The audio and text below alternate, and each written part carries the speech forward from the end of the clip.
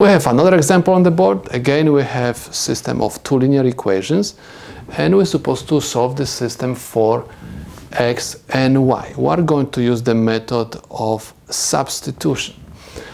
Now, what we are going to do first, we are going to solve the first equation for x, but you can also solve this equation for y. You can solve for either one, but I'm going to solve it for x first by moving y to the left side of this equation. And I'm going to have a squared plus ab minus y is equal x. Next, I'm going to substitute this x in the second equation by this expression. So I have by is equal a times a squared plus ab minus y. Next, I'm supposed to eliminate the parentheses, copy down the left side, by multiplying this a by every single term inside of the parentheses. I'm going to have a to the third power plus a squared b minus a y. Please notice that I have term which contains y on the left side of my equation and term which has y on the right side of my equation. I'm supposed to bring this term with y to the left side because I want to combine the like terms. Okay, so I have by plus ay is equal a cubed plus a squared b. Next, we're supposed to factorize y. So I have y and I have b plus a equals. Please notice that we can factorize from these two terms a squared, and I'm going to have inside of the parentheses a plus b. In order to find y, I have to divide both sides of the equation by the parentheses, and inside of the parentheses I have b plus a, and I have b plus a. b plus a and b plus a will cancel out. Please notice that a plus b is the same like b plus a, so they're going to cancel out also.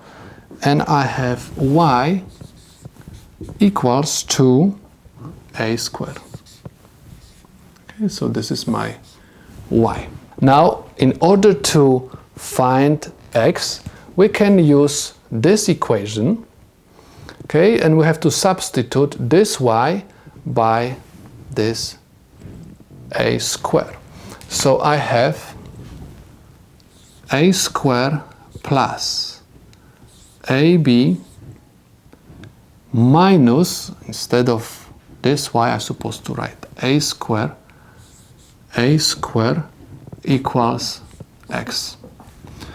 A squared minus a squared, if you are going to combine the like terms, you are going to have 0 because they're going to subtract each other, and I'm going to have a b equals x. So I can say that x is equal a b.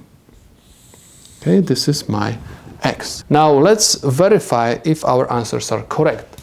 We're going to substitute this x by ab and this y by a squared. So copy down the first equation, and I have a squared plus ab equals x plus y. So I have a squared plus ab is equal x, we found is equal ab, plus y we found is equal a squared.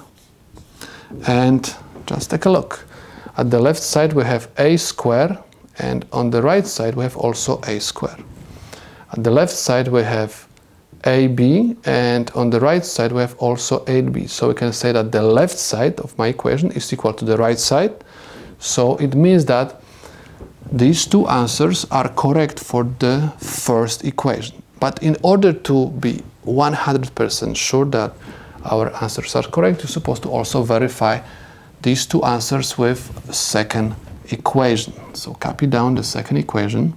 So I have by equals ax, and again, instead of y, I'm going to write a square b a square, because y is equal a square equals a, and x is equal ab. So I can write right now that a square b, I can change the order because this is multiplication, is equal to a times a is a square b. Again, left side of my equation is equal to the right side. So right now I'm 100% sure that my answers are correct. So I can say that the ordered pair x equals ab and y is equal a square is the solution to my problem.